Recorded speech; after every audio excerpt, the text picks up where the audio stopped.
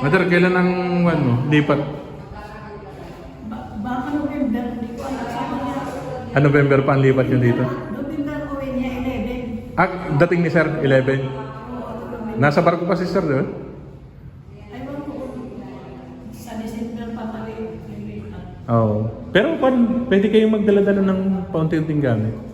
Para hindi naman masayang yung buwan. Malayo kasi. Saan ba? Hindi pa. Gentry kayo, di ba? Central Bicol. Central Bicutan. Ano mo? So, Oo. Anong masasabi nyo naman dito sa bahay? maganda naman. Pangilan ba si Sir? Pangilan? Ha? Pangilan sa anak nyo? Kami naman titira. Hindi, pangilan siya sa magkakapatid? Si Michael, Oo. siyang bunso ko eh. Oo, good. 5 silang magkakapatid. Mm.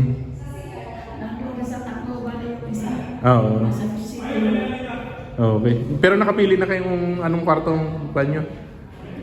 Diyan sa taas? Okay naman nila taas. Oo. Aling kwarto doon? Yung malaki? Eh, Michael yung malaki. Dito kayo sa bandang likod? Malapit sa CR? Okay, good. Yung isa, baka yung sa apo ko. Kasi dalawa lang kami titira dito. Dalawa. Oo. Pag wala dito si Michael, dalawa lang kami. Okay, good. Pero plano ko, yung rep ko dito. Yung rep po, sakto po dyan. Rep, sakto lang yan dyan. Yan guys.